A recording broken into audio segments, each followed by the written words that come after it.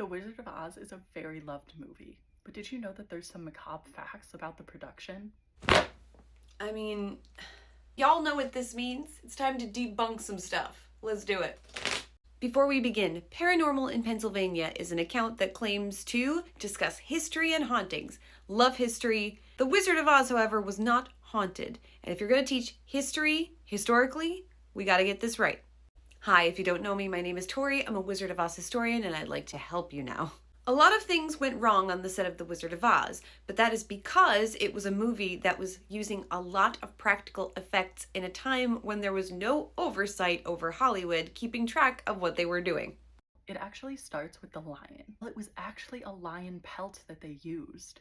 MGM did in fact use 2 lion pelts to make 2 lion costumes, one for Bert Lahr and one for his stunt double, and he wore essentially the same costume every day instead of switching because the 2 different lion pelts were too distinct from one another. You could tell them apart. They did also try to make one from synthetic fabrics. Yikes. Apparently, it was so gross and smelly by the end of production that they were actually concerned about the actor getting sick. Now, Bert Lahr did often feel unwell on set, but it wasn't because his lion costume was haunted.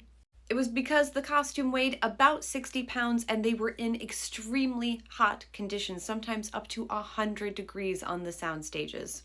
And due to his jowled makeup, he couldn't eat solid foods. He could only sip soup through a straw. So it was not haunting, it was heat exhaustion, with probably a dash of dehydration to go along with it. And yes, after an entire day of sweating in his costume, because he sweat profusely, the costume did stink to high heaven. They had to put it into a drying bin every night. And I'm really going to need help with your next point because this is truly baffling. That's not all, because the Tin Man was actually painted with real tin. He was actually painted with real aluminum, first a powder for Buddy Ebsen and then a paste for Jack Cayley. While similar, aluminum and tin are not the same thing. Actually had to change actors partway through filming because the first actor got so sick. Many people say that he haunted the set because he was angry that he no longer had a job.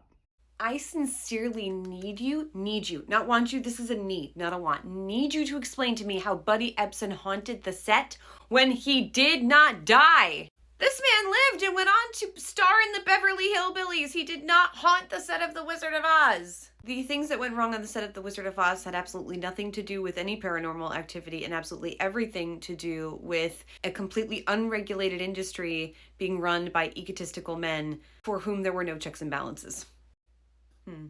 I love a ghost story as much as the next person, but this ain't it.